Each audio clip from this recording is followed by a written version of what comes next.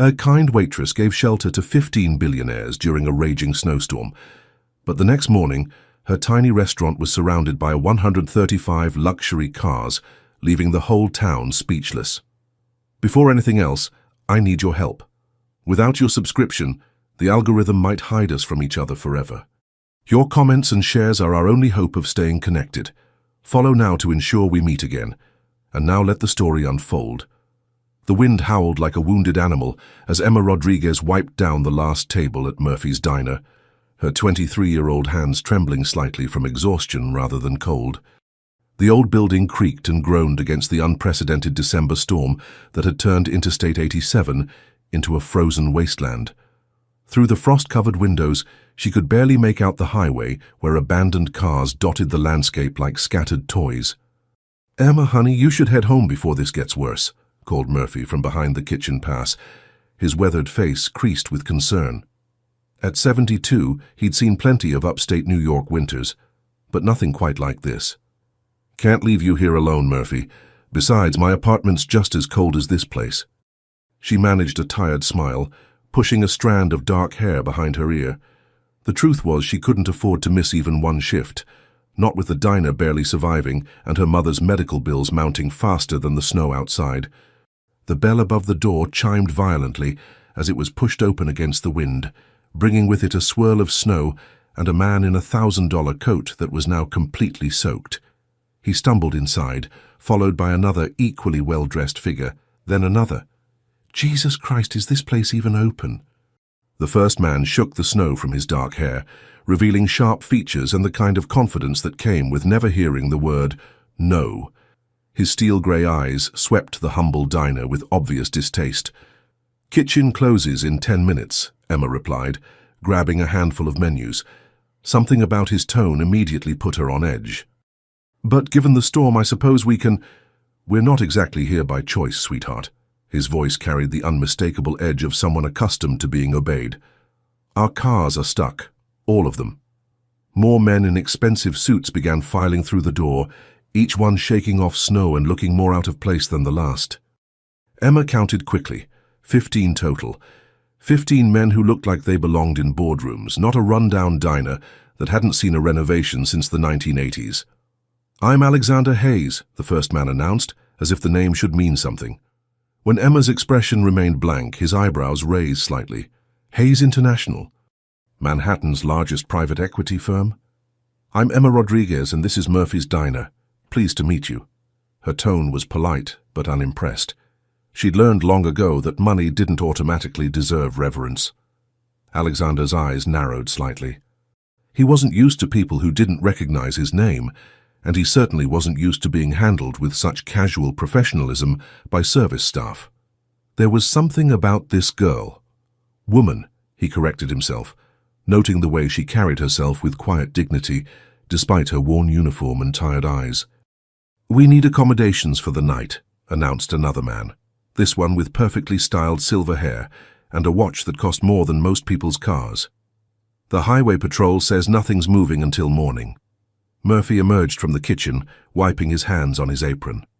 "Well, gentlemen, this ain't exactly the Ritz-Carlton, but you're welcome to wait out the storm.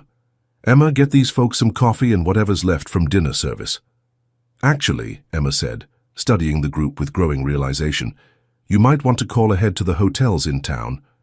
"This storm's been building all day and—" "Already tried," Alexander interrupted, pulling out his phone. "No signal. Nothing." "The cell tower went down about an hour ago," Murphy confirmed. "Storm took out the landlines too. Happens every few years up here." Emma watched as the reality of the situation settled over the group. These were clearly men who were used to having solutions bought and delivered immediately. The concept of being genuinely stuck was foreign to them. "So, what exactly are you suggesting?" Alexander's tone had shifted from annoyance to something approaching concern. "I'm suggesting you settle in," Emma replied, already moving toward the coffee pot.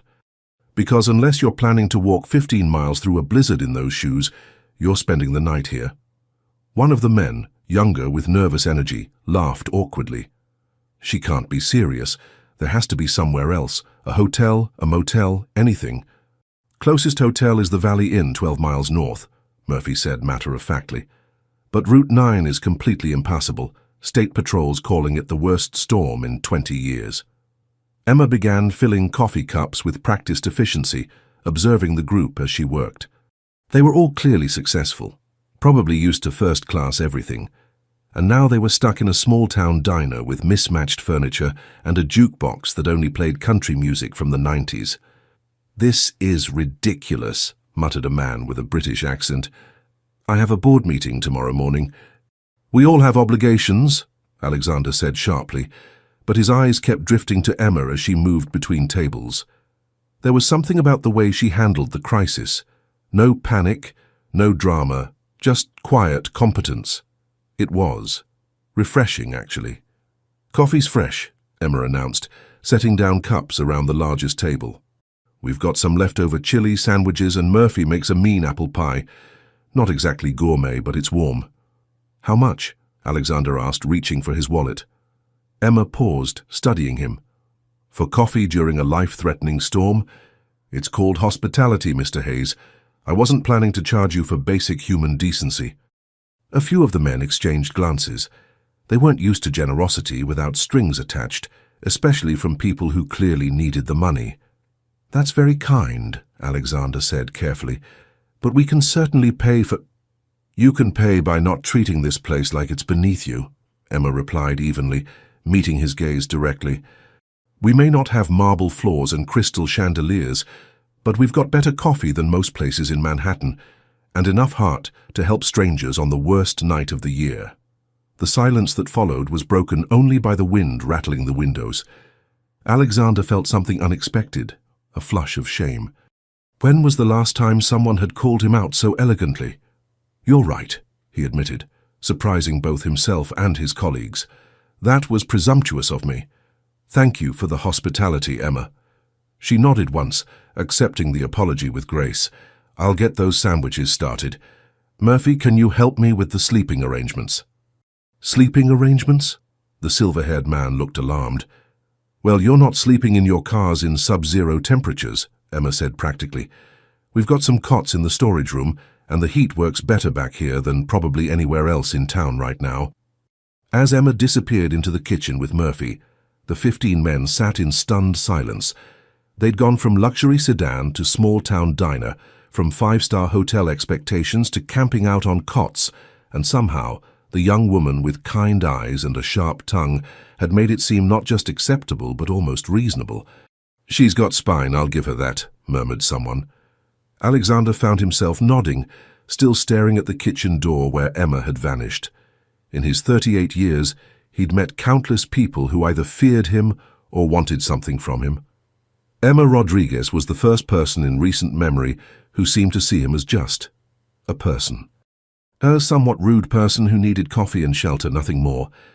The evening passed in an increasingly surreal atmosphere. Emma and Murphy worked tirelessly to make their unexpected guests comfortable, setting up makeshift sleeping areas, keeping the coffee flowing, and somehow managing to feed 15 hungry billionaires with whatever was left in the kitchen. Alexander watched it all with growing fascination. Every interaction he'd ever had with service staff had been transactional, polite, efficient, but ultimately about money exchanging hands. This was different. Emma moved through the diner like she genuinely cared about their comfort, asking about dietary restrictions, making sure everyone had enough blankets, even tuning the radio to find better music. "You don't have to go to all this trouble," he told her, as she refilled his cup for the 4th time around midnight. "It's not trouble," she replied simply. "It's just what you do for people. Even people you don't know, people who could be criminals for all you know." Emma tilted her head, considering him. "Are you criminals?" "Well, some of us are investment bankers, so that's debatable." Alexander found himself joking. The small smile that crossed Emma's face was worth more than any business deal he'd closed that year. "I'll take my chances with investment bankers over freezing to death in a blizzard." "You're not what I expected," he said quietly. "And what did you expect?" "I don't know, someone more impressed, intimidated." "Most people, when they find out what I do, what I'm worth. Money doesn't change the fact that you're stuck in a snowstorm, same as everyone else," Emma interrupted gently. "Tonight, you're just Alexander, and you needed help. Everything else is just noise." Alexander stared at her for a long moment. When was the last time someone had used his first name without wanting something from him? When was the last time someone had treated him like just Alexander? "What about you?" he asked. "What's your story, Emma Rodriguez?" Something flickered across her face, too quick to interpret but unmistakably guarded. Not much of a story to tell. Born here, work here, trying to keep this place running. College? Some? The single word carried a weight that suggested a more complex truth. Boyfriend? Emma's laugh was soft, but carried an edge. "Do I look like I have time for complications like that?"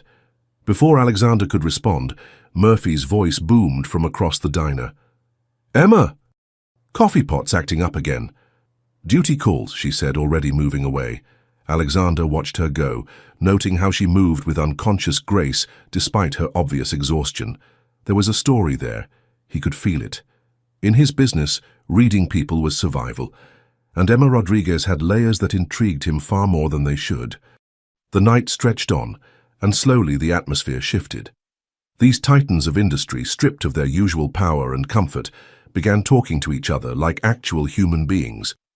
Stories were shared, jokes were made, and somewhere around 2 a.m. Emma found herself actually laughing at something the British investor said about his first day in New York. "You know," said David Chen, a tech mogul from Silicon Valley, "this is the first genuine conversation I've had in months that wasn't about profit margins or stock prices." "That's because you're not in your usual environment," Emma observed, settling into a chair with her own cup of coffee. "No assistants to filter everything, no agendas to follow, just people being people." "Very philosophical for 2 a.m., Alexander commented, but his tone was admiring rather than mocking.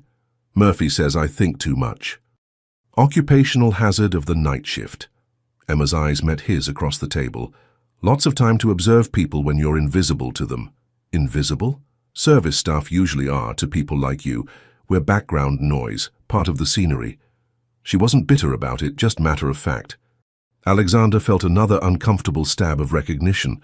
How many waitresses, cleaning ladies, receptionists had he walked past without seeing? How many Emmas had served him coffee without him ever noticing they were actual people with thoughts and dreams? "That's probably true," he admitted, "and probably wrong of us." Emma studied him with those dark, intelligent eyes. Probably. As dawn approached and the storm finally began to subside, Emma made breakfast for all 15 men. Scrambled eggs, bacon, toast, and the best coffee Alexander had ever tasted. The conversation had evolved throughout the night from polite small talk to genuine connection, and now there was an easy camaraderie that felt almost surreal. "This has been..." Alexander struggled to find words as he prepared to leave. "Expensive?" Emma suggested with a small smirk. "Life-changing," he finished seriously. Emma's smile faltered slightly. She'd seen that look before. Wealthy men who confused gratitude with attraction, who mistook her kindness for availability. "Well, I hope your drive back to the city is safe, Mr. Hayes." The formal address was deliberate, creating distance. Alexander felt it immediately and found himself oddly disappointed. "Alexander," he corrected. "After last night, I think we're past the formalities." "Have a good life, Alexander," Emma said gently but firmly, already starting to clear the tables. Alexander wanted to say something more, but the other men were already heading for their cars. The storm had passed, the highways were being cleared, and reality was reasserting itself. He was a billionaire CEO, and she was a small-town waitress. What had happened here was beautiful but temporary, like the snow that would melt by afternoon. Except as he walked to his car, Alexander couldn't shake the feeling that he was leaving something important behind. 3 weeks later, Emma was still trying to process what had happened to her life. The morning after the storm, when 135 luxury cars had descended on Murphy's diner, she'd thought she was hallucinating from exhaustion. Reporters, photographers, and curiosity seekers had followed, turning her quiet workplace into chaos. Murphy's diner had gone viral overnight. Billionaires' Blizzard was trending, and everyone wanted to know about the angel waitress who'd opened her doors to stranded moguls. The increased business should have been a blessing, but Emma felt overwhelmed by the attention. "Order up," Murphy called, sliding plates across the pass. His arthritis had been bothering him more lately, and Emma worried about him keeping up with the sudden influx of customers. "Coming." Emma grabbed the plates and navigated through the crowded diner. A month ago, their biggest rush was the Sunday after church crowd. Now they had lines out the door and reservation requests for a place that had never taken reservations. The bell chimed, and Emma glanced up from taking an order, her breath catching as she recognized the man in the expensive overcoat. Alexander Hayes stood in the doorway, looking as confident and put together as he had 3 weeks ago, but something in his expression was different. Less arrogant, more uncertain. "Mr. Hayes," she said politely, finishing with her current table before approaching him. "Back for more of that life-changing coffee?" Something like that. His smile was tentative. "Actually, I was hoping we could talk." "I'm working," Emma replied, not unkindly but clearly setting boundaries. "But if you'd like a table, I can seat you." Alexander glanced around the crowded diner, noting how every conversation had stopped the moment he walked in. People were staring, some not so subtly taking pictures with their phones. Perhaps somewhere more private? Emma's expression cooled slightly. "This is a diner, not a private club. If you want privacy, there's probably somewhere more your speed in Manhattan." "That came out wrong," Alexander said quickly. "I meant the attention. It must be difficult for you, all this sudden fame." Emma studied his face, searching for signs of the condescension she'd grown used to, from customers who'd seen her story on the news. Instead, she found what looked like genuine concern. "It's been challenging," she admitted, "but good for business." "Is it?" Alexander gestured toward a corner table that had just cleared. "5 minutes, please?" Against her better judgment, Emma nodded. She led him to the table and sat across from him, very aware that every eye in the diner was tracking their conversation. "You didn't give any interviews," Alexander observed. "Wasn't any of their business what happened that night. Most people in your situation would have capitalized on the attention. Book deals, talk show appearances, sponsorship opportunities." Emma's laugh was soft but humorless. "And what situation is that exactly, Mr. Hayes?" "Please, call me Alexander. And I meant, well, clearly money is tight.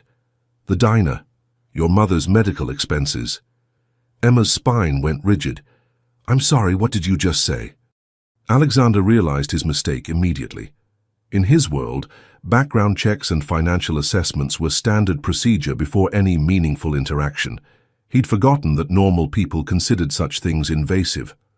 "I didn't mean, you had me investigated." It wasn't a question. It's standard practice when... When what? When you're slumming with the help. Emma's voice was quiet but deadly. When you decide to play philanthropist with the poor little waitress. That's not... Alexander ran a hand through his hair, frustrated. He was usually articulate, but something about Emma made his thoughts scatter. "I was concerned about you, the attention, the reporters. I wanted to make sure you were okay. So you invaded my privacy instead of just asking. I know how this looks, but it looks like you think I'm a charity case who can't take care of herself," Emma said, standing. "It looks like you think I'm so far beneath you that you need a full financial report before deciding whether I'm worth your concern. Emma, please. Thank you for your visit, Mr. Hayes. Enjoy the coffee." She walked away, leaving Alexander sitting alone at the corner table with the distinct feeling that he'd just blown something important. From behind the kitchen pass, Murphy watched the interaction with knowing eyes. He'd seen plenty of rich folks come through over the years, usually lost or slumming, but he'd also seen the way Alexander had looked at Emma that night during the storm, like a man seeing sunlight for the first time. "Strike out?" Murphy asked when Alexander approached the counter to pay. "Completely," Alexander admitted. "I wanted to help her, and instead I insulted her." "Help her with what, exactly?" Alexander gestured vaguely. "The medical bills, the diner's finances. It wouldn't be difficult to—" "Son, let me stop you right there," Murphy interrupted. "Emma's got more pride than most folks got money. You want to help her. Treat her like an equal, not a problem to be solved." "I don't understand." Murphy studied Alexander with sharp eyes that had seen decades of human nature. "You're used to buying your way out of problems, can't buy your way into trust. Then how do I fix this?" "You don't fix it. You earn it." Murphy poured himself a cup of coffee. That girl's been hurt before by men who thought money made them better than her. Prove you're different. How? That's for you to figure out. But I'll tell you this. Emma's got a degree from Columbia in international business and speaks 4 languages. She's working here because sometimes life kicks you when you're down, not because she can't do better. Alexander felt like he'd been punched in the stomach. Columbia. 4 languages. International business. The woman he'd been unconsciously condescending to was probably more educated than half his board of directors. Why didn't she say anything? Would you? Murphy challenged. When every stranger assumes you're stupid because you're serving them coffee? When showing you're overqualified for your job just makes people uncomfortable? Alexander left the diner with his head spinning. Emma Rodriguez was a puzzle he couldn't solve with money or power, and for the first time in years, he found himself genuinely intrigued by another person. Meanwhile, Emma was in the kitchen, aggressively cleaning an already spotless grill. "You okay, honey?" Murphy asked gently. "Fine," Emma replied curtly, then sighed. "I hate that he had me investigated, Murphy. Hate that he thinks I need rescuing." "Maybe he thinks he needs rescuing." Emma looked up, surprised. "What do you mean?" 30 years I've been watching people, Emma. That boy's got everything money can buy and nothing money can't. You think he drove 2 hours in a storm just to check on business for the diner? He feels guilty. Rich man's conscience acting up after seeing how the other half lives. Maybe. Or maybe for the first time in his life, someone treated him like a human being instead of a bank account, and he can't stop thinking about it. Emma considered this, remembering the way Alexander had looked during the storm. Not arrogant or demanding, but almost lonely, like someone who'd forgotten what genuine connection felt like. "Doesn't matter," she said finally. "People like him don't end up with people like me. That's not how the world works." "Honey," Murphy said with a gentle smile, "sometimes the world surprises you." Emma wanted to believe that, but life had taught her to be practical about fairy tales. Rich men didn't fall for waitresses, no matter how many romantic comedies suggested otherwise. They had their adventures, then returned to their appropriate partners in their appropriate worlds. Still, she couldn't deny that something about Alexander Hayes had gotten under her skin. The way he'd looked genuinely ashamed when she'd called out his assumptions. The way he'd admitted fault instead of defending his actions. In her experience, powerful men rarely apologized for anything. But she'd learned the hard way that thinking too much about what-ifs was a dangerous game. She had responsibilities, bills to pay, and a life to rebuild. Romance was a luxury she couldn't afford, especially with someone whose world was so completely different from hers. What Emma didn't know was that 200 miles south, Alexander Hayes was having the same thoughts in reverse. He'd built an empire by reading people, understanding their motivations, predicting their behavior. But everything he thought he knew about human nature had been challenged by one night in a snowstorm and a waitress who served coffee with a side of uncomfortable truth. For the first time in 15 years, Alexander Hayes couldn't stop thinking about someone other than business. And for the first time in his adult life, he had absolutely no idea what to do about it. The package arrived on a Thursday morning, delivered by a courier who looked like he'd never been north of the Bronx. Emma signed for it with curiosity, noting the expensive paper and the return address that simply read, Hayes International, Manhattan. Inside was a check for $50,000 made out to Murphy's Diner, along with a handwritten note on letterhead that probably cost more than Emma made in a week. Emma, this isn't charity. It's payment for services rendered during the storm, plus compensation for the inconvenience our unexpected arrival caused your business. Please accept it in the spirit it's intended. Alexander P.S. I've been thinking about what you said regarding treating people as equals. You were right. I'm still learning. Emma stared at the check for a full minute before walking to the kitchen. Murphy, we have a problem. She showed him the check and the note. Murphy whistled low under his breath. Well, that's a generous gesture. It's manipulation, Emma said firmly. He thinks he can buy his way back into my good graces. Maybe. Or maybe he's trying to show you he learned something. Murphy studied the note. Says here it's not charity. $50,000 for one night of coffee and sandwiches. Come on, Murphy. That's exactly what charity looks like when rich people want to feel good about themselves. Emma was still fuming when the phone rang 2 hours later. Murphy's Diner. This is Emma. Please don't hang up. Alexander's voice was immediate, urgent. I know you got the check, and I know you think money solves everything, Emma replied coolly. But you can't buy forgiveness, Mr. Hayes. That's not what this is about. Then what is it about? Silence stretched between them. Emma could hear traffic in the background. He was probably calling from his car between meetings, treating this like another business transaction to be managed. I can't stop thinking about that night, Alexander said finally, his voice quieter. Not because of the storm or the inconvenience, but because of you. The way you treated us, treated me like I was worth helping, without expecting anything in return. So you had me investigated. So I panicked. The admission surprised them both. Emma, in my world, everyone wants something. Everyone has an angle. When someone is genuinely kind without expecting payment, I don't know how to process it. The investigation wasn't about you being beneath me. It was about me not understanding how someone could be that good. Emma found herself gripping the phone tighter. There was something in his voice she hadn't heard before. Vulnerability, maybe.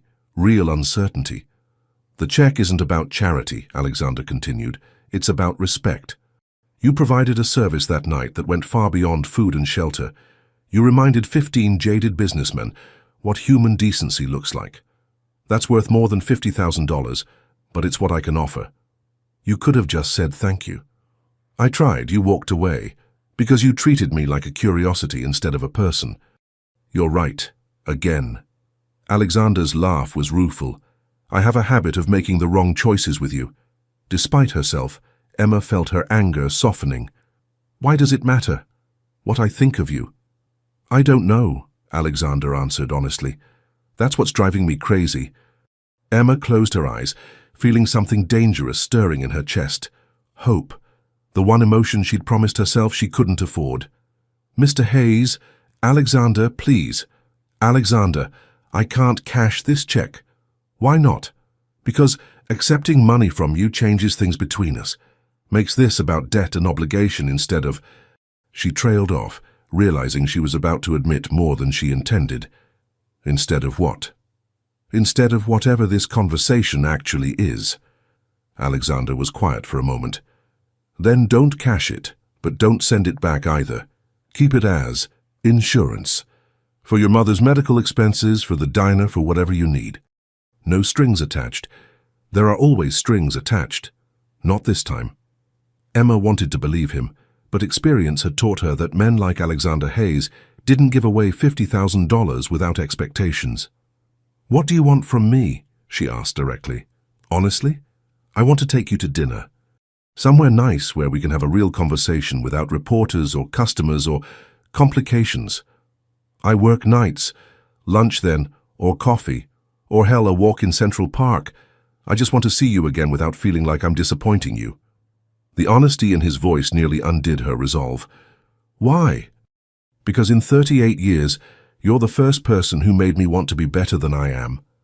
Emma's heart did something dangerous in her chest.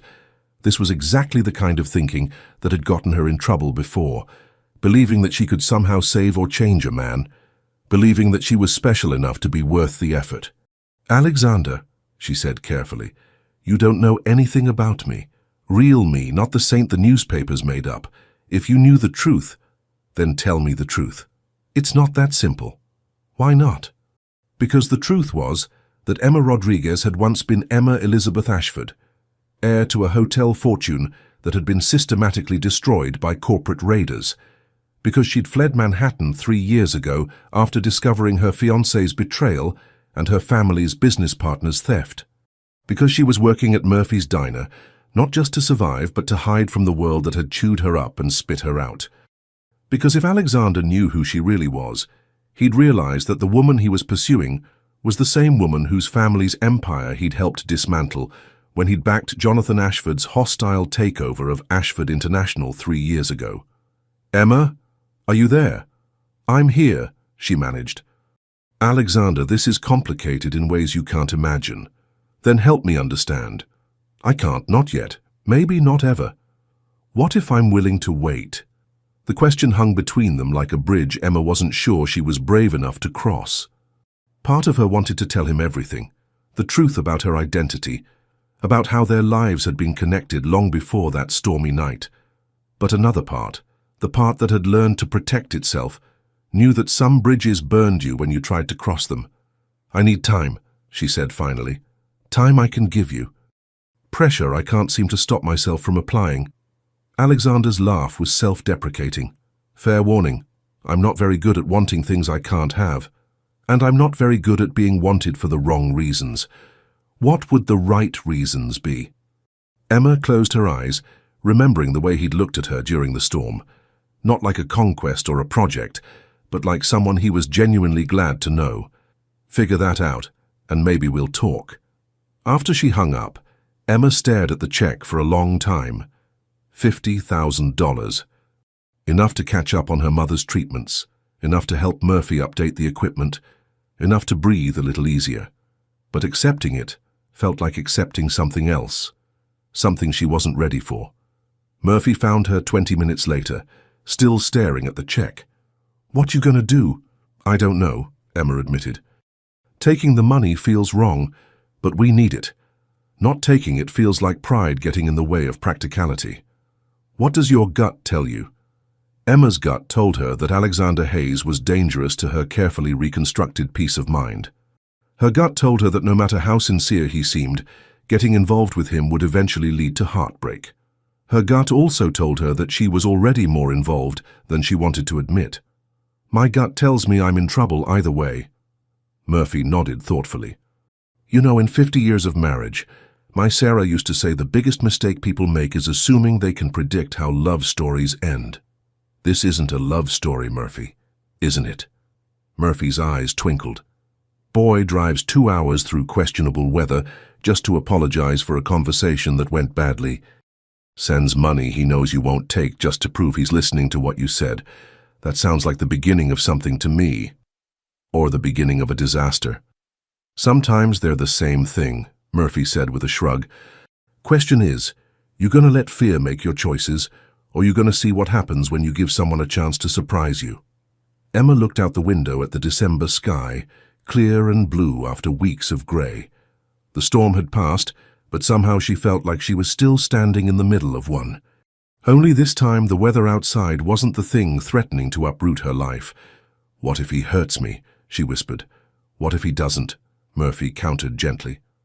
That evening, Emma made a decision. She called the number on Alexander's business card, reaching his personal assistant. "This is Emma Rodriguez. Please tell Mr. Hayes that I'll keep the check in trust for the diner, but I won't cash it unless we genuinely need it. And tell him if he wants to have lunch sometime he can call me. But no investigators, no background checks, no research. Just 2 people having a conversation." 2 days later, Alexander called. "Lunch," he said without preamble when Emma answered. "Hello to you too." "Sorry, hello Emma, how are you? Would you like to have lunch with me?" Emma smiled despite herself. "Better, yes, I would, but I picked the place." "Deal. Where?" "Rossetti's. It's a little Italian place about 20 minutes from here. Nothing fancy, but the lasagna's incredible." "Sounds perfect." "Alexander?" "Yeah? No suit, and you're paying your own bill."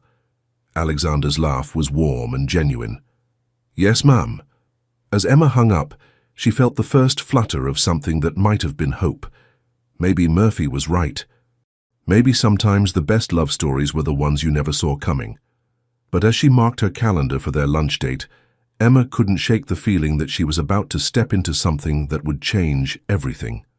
And she still hadn't decided whether that was something to anticipate or fear. What she didn't know was that Alexander was having the same thoughts, sitting in his Manhattan office and staring at his calendar like it held the answers to questions he didn't know how to ask. For both of them, lunch couldn't come soon enough.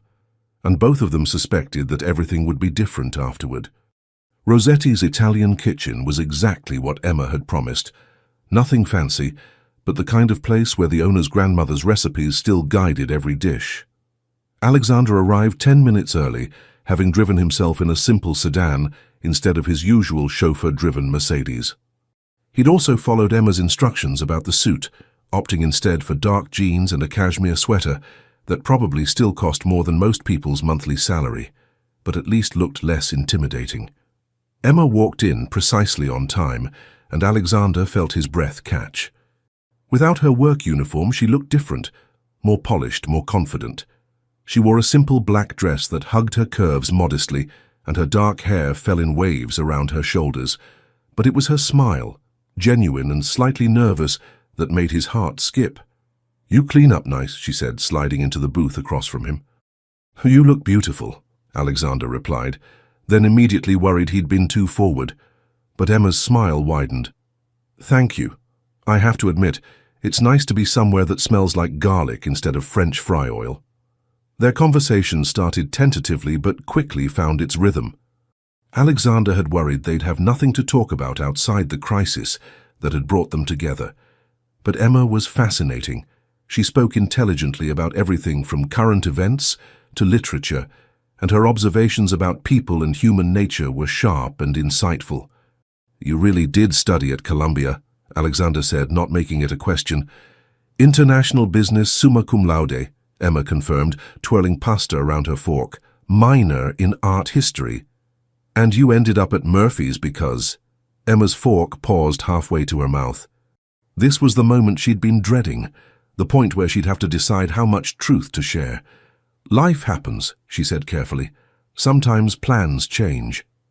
Alexander sensed there was more to the story, but he'd learned his lesson about pushing too hard.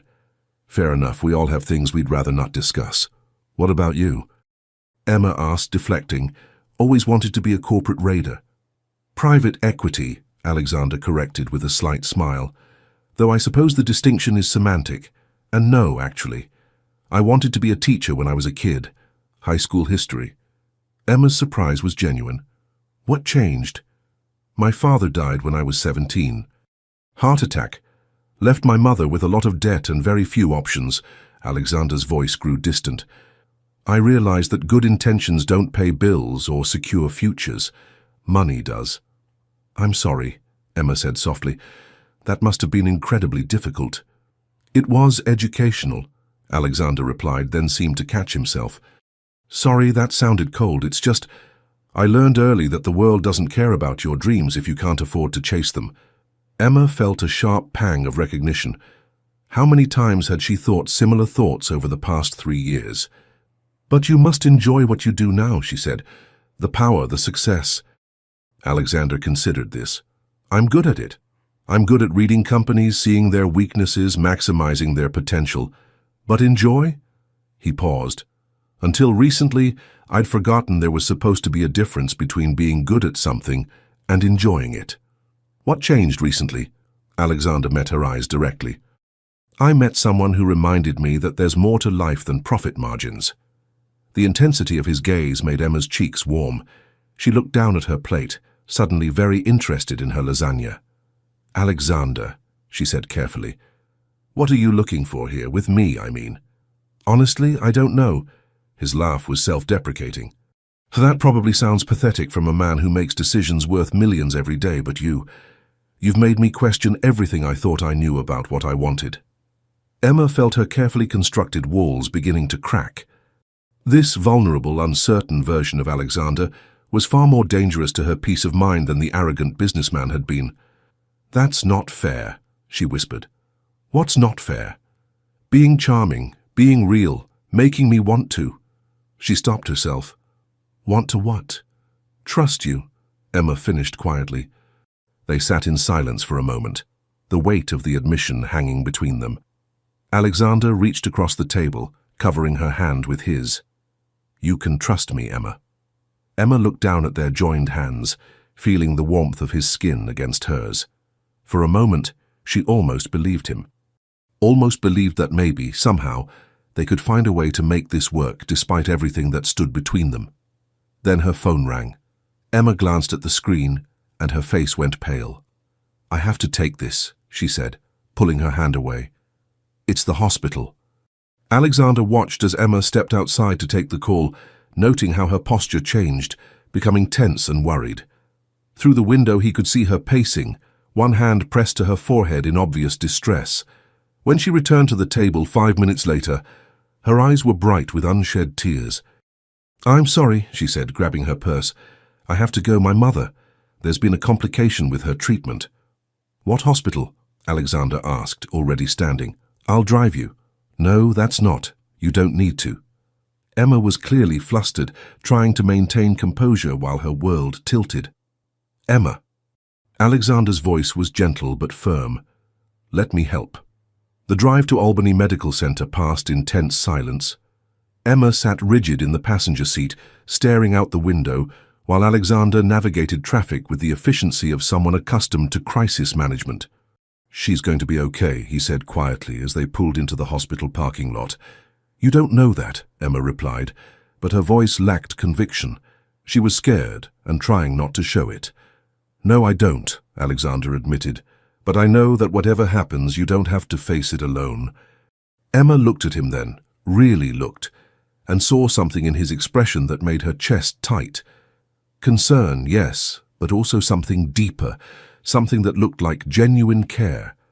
At the hospital, Emma was quickly whisked away by medical staff, leaving Alexander alone in the waiting room with his thoughts. He'd meant what he said about her not facing this alone, but as he sat among the sterile chairs and medical equipment, he realized he had no right to make such promises. He was, essentially, a stranger who'd had lunch with her. What was he doing here? An hour later, Emma emerged from the ICU looking exhausted but relieved. "She's stable," she said, sinking into the chair beside him. "They think it was just a reaction to the new medication. They're going to monitor her overnight, but the doctor says she should be fine." "Thank God," Alexander said, and meant it. Emma turned to study his face. "You waited." "Of course I waited. You barely know me." "I know enough," Alexander replied simply. Emma felt something shift inside her chest, a wall she'd carefully maintained beginning to crumble. This man, who could have been anywhere, doing anything, had spent 2 hours in a hospital waiting room for someone he barely knew, simply because she'd needed him to. "Alexander," she began, then stopped as she noticed someone approaching them. The man was tall, impeccably dressed, with silver hair and the kind of confident bearing that came from a lifetime of privilege. He looked familiar, though Emma couldn't immediately place him. "Alexander Hayes," the man said with a smile that didn't reach his eyes. "Fancy meeting you here." Alexander's entire body went rigid. "Jonathan." Emma felt the blood drain from her face as recognition hit her like a physical blow. Jonathan Ashford, her former fiancé. The man who'd betrayed her family and destroyed everything she'd ever loved. "Emma Elizabeth Ashford," Jonathan said, his voice carrying a note of cruel satisfaction. "Or are you going by Rodriguez these days? How quaint." Alexander looked between them, confusion and something that might have been dread crossing his features. "You two know each other?" "Oh, we know each other very well," Jonathan replied smoothly. "Emma and I were engaged 3 years ago, before her family lost everything, of course, before she disappeared like a coward instead of facing the consequences of her father's poor business decisions." "That's not what happened," Emma said quietly, her voice steadier than she felt. "Isn't it?" Jonathan's smile was vicious. "Tell me, Emma, have you informed Mr. Hayes about your little secret? About who you really are?" Alexander was looking at Emma now, and she could see the questions forming in his eyes, the pieces clicking together in a way that would destroy everything. "Emma Elizabeth Ashford," Alexander said slowly, understanding dawning. "Ashford International." "The very same," Jonathan confirmed, "though I doubt she's mentioned that particular family connection, or the fact that you, my dear Alexander, were instrumental in helping me acquire her father's company 3 years ago." The silence that followed was deafening. Emma watched as Alexander's face went through a series of emotions: shock, recognition, and finally something that looked like betrayal. "You knew," he said to Emma, his voice barely above a whisper. "You knew who I was, what I'd done, and you never said anything." "Alexander, I can explain." "Can you?" Jonathan interrupted, clearly enjoying the drama. "Can you explain how you've been lying to him from the moment you met? Playing the innocent waitress when you're actually the privileged princess who couldn't handle losing her silver spoon." "That's enough," Alexander said sharply, his protective instincts overriding his shock. But the damage was done. Emma could see it in Alexander's eyes. The trust they'd been building was shattered. He was looking at her like he didn't know her at all. "I need some air," Emma said quietly, and walked away before either man could respond. Alexander started to follow her, but Jonathan caught his arm. "Let her go," Jonathan said. "Trust me, you're better off without the complications she brings. Emma's always been good at playing the victim, but the truth is, she's exactly like every other spoiled rich girl who's never had to work for anything. This little waitress act, it's just another performance." Alexander shook off Jonathan's hand, his jaw tight with anger. "You don't know what you're talking about, don't I? I was engaged to her, Alexander. I know exactly what kind of person Emma Ashford is underneath all that false modesty. She's manipulative, self-centered, and completely incapable of handling real adversity. The moment things got difficult, she ran away and left her family to deal with the mess." "And you had nothing to do with creating that mess?" Jonathan's smile faltered slightly. "Business is business. If Richard Ashford couldn't handle the competition—" "Competition?" Alexander's voice was dangerously quiet. "Is that what we're calling fraud now? I have no idea what you're implying. I'm not implying anything. I'm stating facts. Facts that I should have looked into more carefully 3 years ago." Alexander stepped closer to Jonathan, his voice dropping to a level that made other people in the waiting room glance over nervously. "Stay away from Emma. Stay away from her family. And if I find out you've done anything to hurt her or her mother, you'll discover exactly how unpleasant I can make your life." Alexander left Jonathan standing in the hospital corridor and went to find Emma. He found her in the parking lot, sitting on a bench outside the main entrance, staring at the ground. "Emma." She looked up and he could see she'd been crying. "I suppose you have questions." "Just one," Alexander said, sitting beside her. "Why didn't you tell me?" Emma was quiet for a long moment. "Because I was afraid of exactly this, that you'd look at me differently, that you'd think I'd been using you, or lying to you, or playing some kind of game." "Were you?" "No." The word was immediate and fierce. "Alexander, that night at the diner when you walked in, I had no idea who you were. Yes, I recognized your name when you introduced yourself, but I didn't connect it to what happened to my family until later. And by then I was already what? Already falling for you," Emma whispered. Alexander felt something tight in his chest loosen slightly.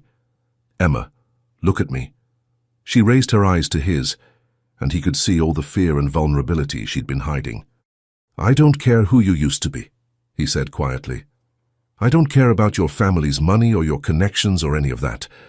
The woman I've gotten to know, the woman who opened her diner to strangers in a storm, who works 12-hour shifts to take care of people she loves, who treats everyone with dignity regardless of their station, that's who you are.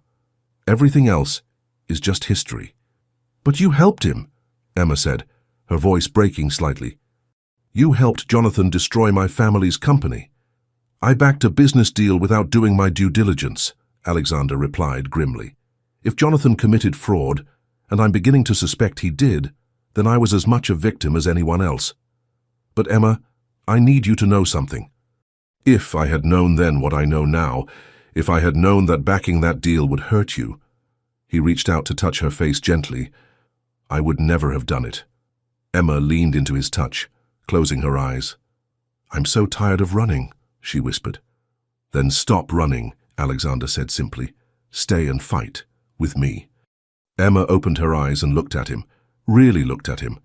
This man who'd driven her to the hospital, who'd waited for hours in uncomfortable chairs, who'd just promised to stand with her against the world. Maybe Murphy was right. Maybe sometimes the world did surprise you. "Okay," she said quietly. "But there's something else you need to know, about my mother, about why I'm really here. Tell me." "She doesn't know who I really am. After everything fell apart, after I discovered what Jonathan had done, I couldn't. I couldn't face telling her that I'd been so stupid, so blind. So I became Emma Rodriguez, and I've been sending money for her medical care without her knowing it comes from me." Alexander processed this information, understanding dawning. "The medical expenses Murphy mentioned, you've been paying them. With what was left of my trust fund, yes. But it's running out, And her condition is getting worse, and I don't know what I'm going to do." Emma's voice cracked. "I can't lose her, Alexander. She's all I have left." Alexander pulled Emma into his arms, holding her tightly as she finally let herself cry for everything she'd lost, everything she'd been carrying alone for 3 years. "You're not alone anymore," he murmured against her hair. "Whatever happens next, we'll figure it out together." As he held her, Alexander's mind was already working, formulating plans. Jonathan Ashford had destroyed Emma's life once, but he wouldn't get the chance to do it again. It was time for some long-overdue justice.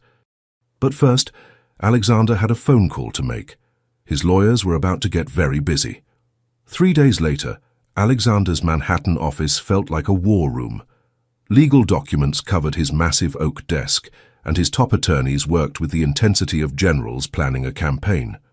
Emma sat in the leather chair across from his desk, watching Alexander pace as he spoke rapidly into his phone.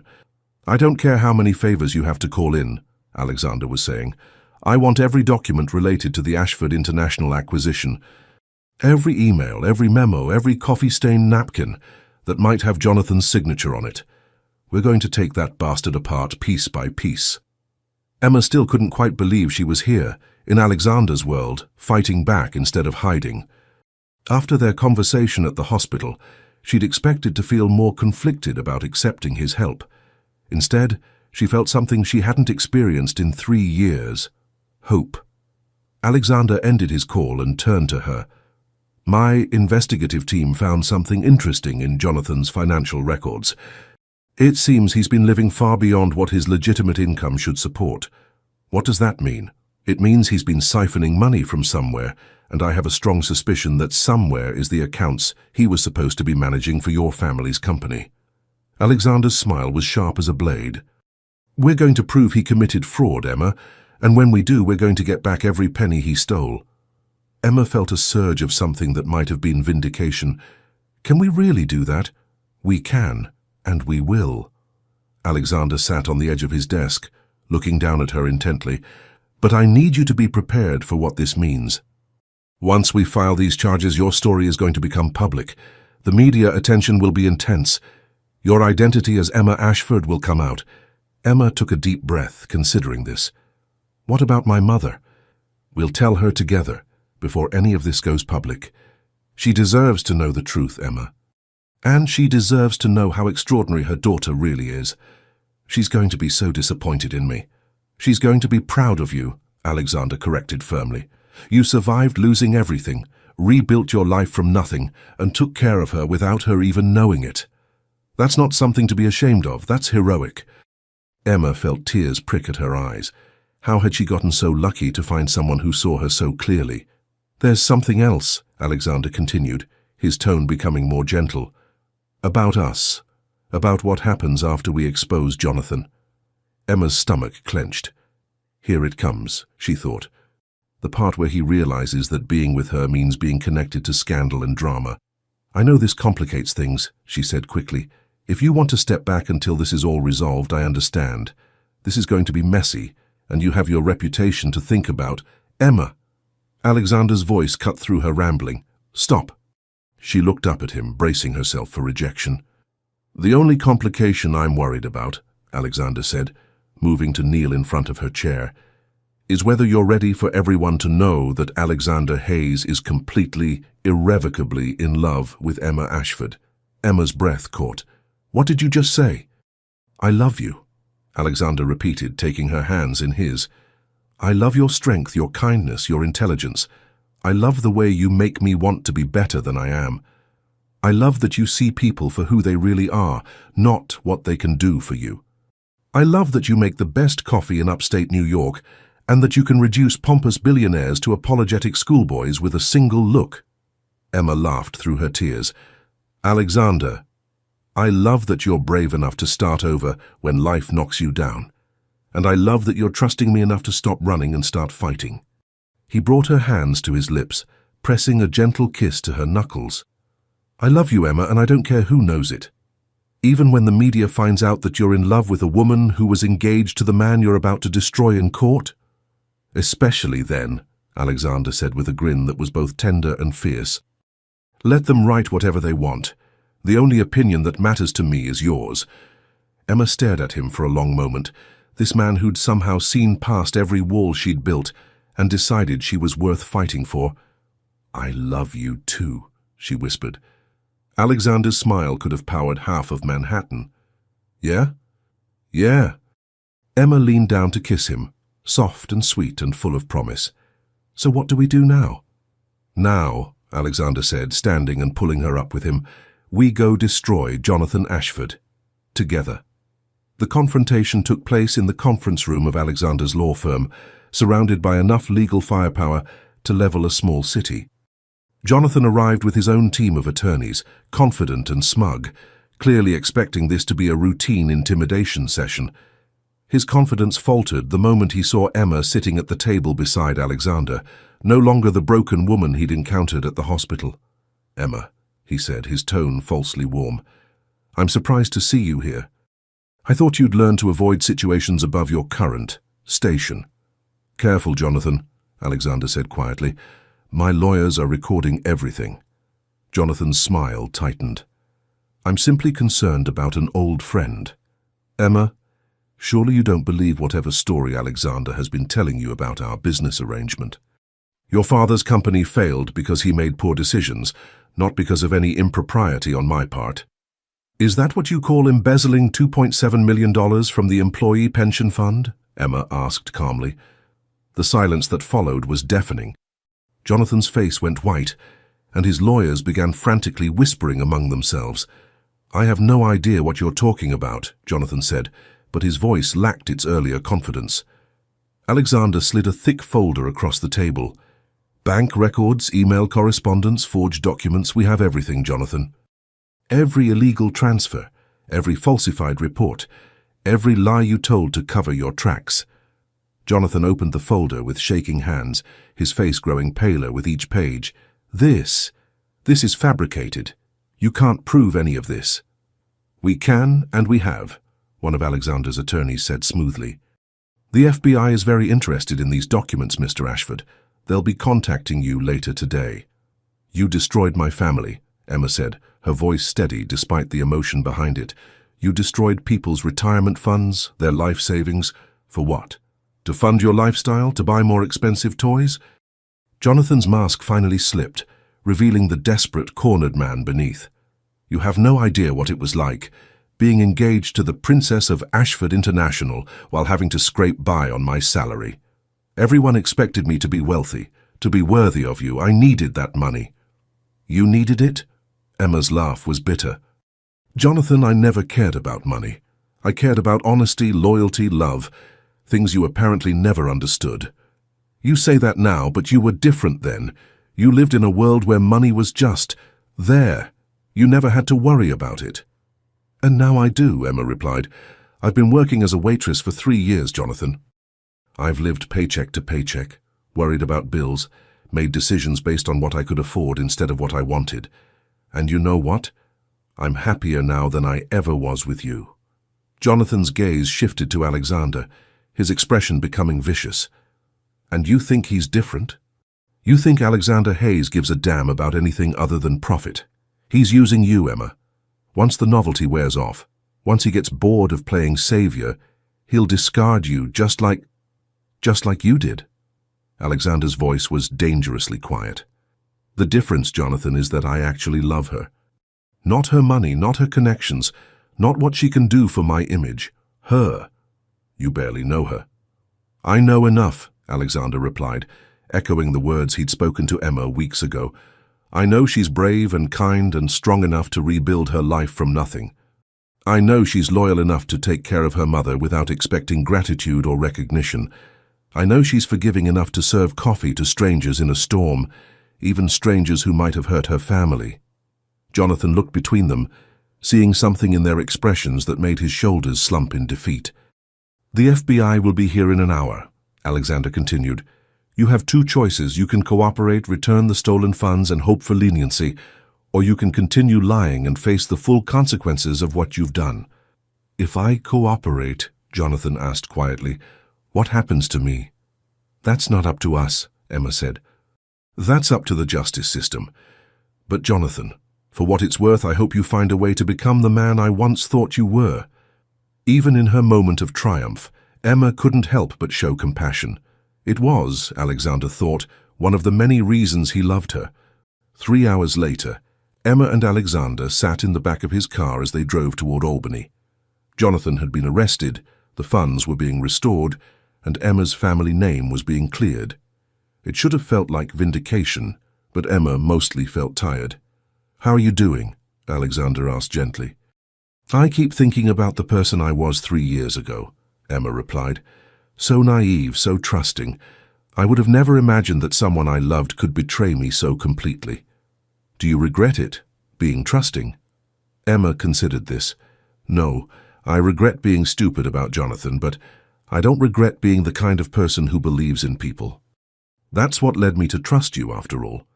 Alexander took her hand, intertwining their fingers. "Speaking of trusting me, there's something I want to ask you." "What?" Alexander reached into his jacket pocket and pulled out a small velvet box. Emma's heart stopped. "I know this is fast," he said quickly. "I know we've only known each other for a few weeks, and I know we're in the middle of legal proceedings and media attention and general chaos. But Emma, I don't want to wait anymore. I don't want to spend another day without being sure that you're mine and I'm yours." He opened the box, revealing a stunning solitaire diamond that caught the light and threw rainbows across the car's interior. "I love you," Alexander continued. "I love everything about you, and I want to spend the rest of my life making you happy. Will you marry me?" Emma stared at the ring, then at Alexander's hopeful, nervous face. A few weeks ago, she'd been convinced that love was a luxury she couldn't afford. Now, looking at this man who'd fought for her, believed in her, seen her at her worst, and somehow loved her anyway. "Are you sure?" she asked. "Really sure? Because once you marry me, you're stuck with all of this. The media attention, the complicated family history, the fact that your future wife used to be a waitress." "Emma," Alexander said with a laugh, "I fell in love with the waitress. Everything else is just bonus." Emma looked at the ring again, this symbol of promise and forever, and felt something settle into place in her chest. Hope, yes, but also certainty. "Yes," she said, smiling through happy tears. "Yes, I'll marry you." As Alexander slipped the ring onto her finger, Emma thought about Murphy's words from that day in the diner. "Sometimes the world surprises you. Sometimes the best love stories are the ones you never see coming. And sometimes, if you're very lucky, the storm that seems like it's going to destroy your life turns out to be the thing that saves it." 6 months later, Emma stood in the bridal suite of the Ashford estate, the family property that had been restored to her as part of the legal settlement, adjusting her grandmother's pearls for the 3rd time. Through the window, she could see guests gathering on the lawn where she and Alexander would be married in less than an hour. "You're glowing," her mother said from behind her. Emma turned to see Margaret Ashford standing in the doorway, looking healthier and happier than she had in years. The stress of her medical bills was gone, her treatments were going well, and discovering that her daughter was not only alive but thriving had given her a new lease on life. "I'm nervous," Emma admitted. "Good nervous or bad nervous?" "Good nervous, definitely good nervous." Emma smoothed her hands over the silk of her wedding dress, a simple but elegant design that made her feel like herself, not like she was playing a part. "Mom, are you sure you're okay with all this? The media attention, the publicity?" Margaret laughed, moving to help Emma with her veil. "Darling, I'm proud of you. Proud of how you survived, how you rebuilt your life, how you found love again after everything that happened. If the price of that is some newspaper attention, I'll gladly pay it. Even though I lied to you for 3 years." "You protected me," Margaret corrected gently. "There's a difference, and now I get to see my daughter marry a man who clearly adores her, in the garden where she played as a child. I'd say things worked out exactly as they were supposed to." A knock at the door interrupted them. "Come in," Emma called. Murphy entered, looking distinguished in his rented tuxedo. Alexander had insisted that Murphy walk Emma down the aisle, and Emma couldn't imagine anyone else in that role. "Ready, kiddo?" Murphy asked, his eyes bright with unshed tears. "Ready," Emma confirmed, taking his offered arm. The ceremony itself passed in a blur of perfect moments. Emma's college friends had flown in from around the world, mixing with Alexander's business associates and creating an unlikely but harmonious gathering. The press was kept at a respectful distance, and for once, Emma didn't mind the attention. Let the world see how happy she was. Alexander stood at the altar looking devastatingly handsome in his black tuxedo, but it was his expression when he saw her walking toward him that made Emma's heart race. Wonder, love, and something that looked like amazement, as if he couldn't quite believe she was real. "You're beautiful," he whispered when she reached him. "You're not bad yourself," Emma replied, making him laugh. The ceremony was short and personal, officiated by a judge who was an old friend of Margaret's. When it came time for vows, Emma and Alexander had chosen to write their own. "Emma," Alexander began, his voice steady despite the emotion in his eyes, "3 months ago, I thought I knew what I wanted from life. Success, power, control over my environment. Then you served me coffee in a snowstorm and reminded me that the best things in life can't be bought, controlled, or planned for. You taught me that kindness is strength, that vulnerability is courage, and that love is the only investment that always pays dividends." Emma felt tears threatening as Alexander continued. "You've made me a better man, not because you tried to change me, but because you made me want to change myself.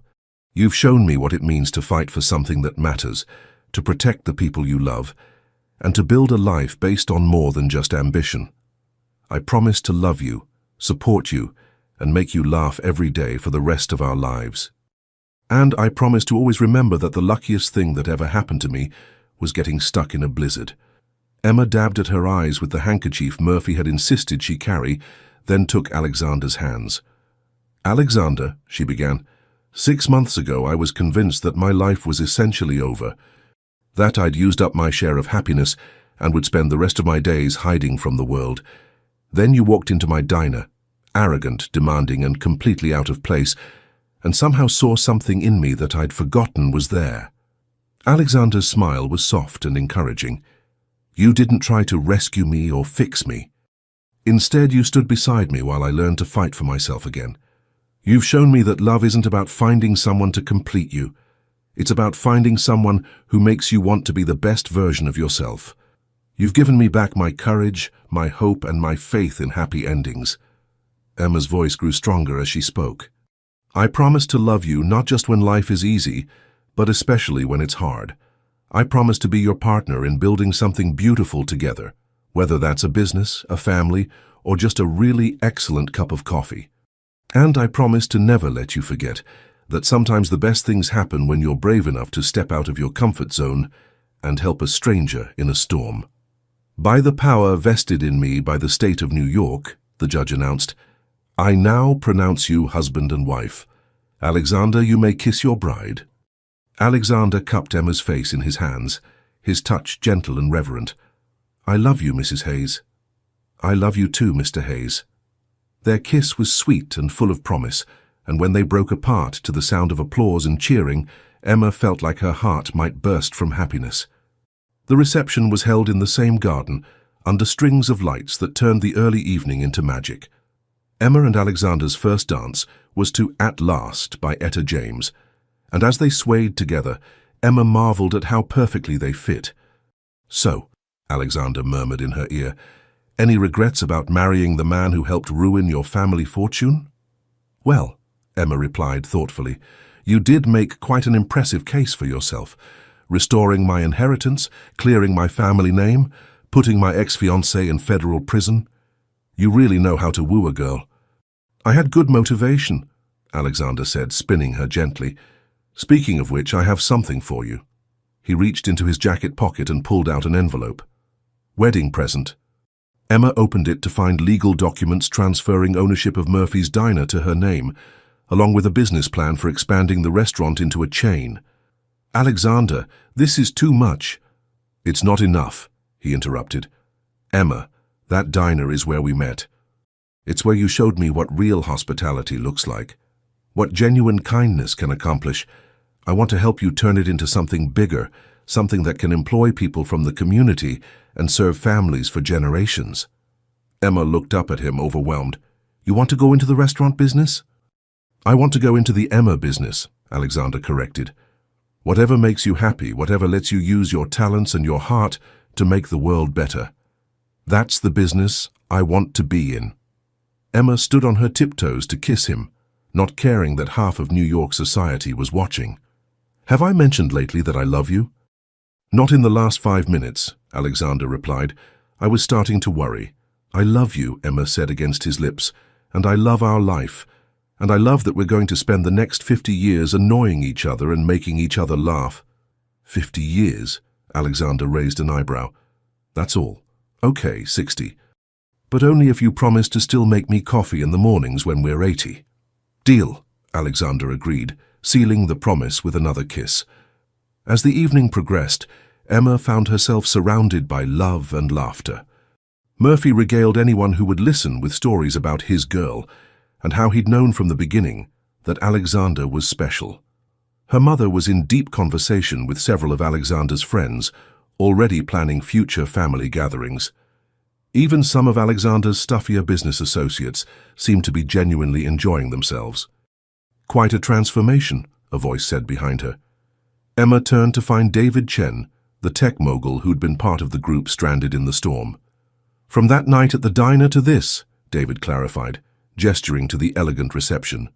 It's like a fairy tale. The best kind, Emma agreed. The kind where the princess saves herself and finds out the prince was worth saving too. Speaking of that night, David said with a grin, I hope you know you've ruined fine dining for all of us. Alexander made us try Murphy's apple pie at his bachelor party, and now nothing else compares. Emma laughed. I'll make sure Murphy knows he has new fans. As the night wound down and guests began to leave, Emma and Alexander stood together at the edge of the garden, looking up at the stars. Emma's head was on Alexander's shoulder, her hand in his, the wedding ring catching moonlight. So, Alexander said softly, what do you think? Was it worth it? All the drama and complications and newspaper headlines? Emma considered this, thinking about everything that had brought them to this moment. The storm, the betrayal, the fear, the fighting back, and finally this. Peace, love, and the promise of forever. You know what's funny, she said. 3 years ago I thought my life was over because I lost everything I thought I wanted. If someone had told me then that I'd end up happier than I'd ever been, married to someone I met while working at a diner, you'd have thought they were crazy. Completely crazy, Emma agreed, but now I realize I wasn't losing my life back then. I was just making room for a better one. Alexander pressed a kiss to the top of her head. I love your better life, especially the part where I get to be in it. Forever, Emma said, turning in his arms to face him, through storms and sunshine and whatever comes next. Forever, Alexander agreed and kissed her under the stars. As they walked hand in hand back toward the house, their house now filled with friends and family, and the promise of new memories to be made, Emma thought about Murphy's words from that day so many months ago. Sometimes the world surprises you. Sometimes it gives you exactly what you didn't know you were looking for, wrapped up in a snowstorm, and served with a side of the best coffee in upstate New York. And sometimes, if you're very, very lucky, it gives you a love story that starts with a stranger in a storm and ends with forever. The end.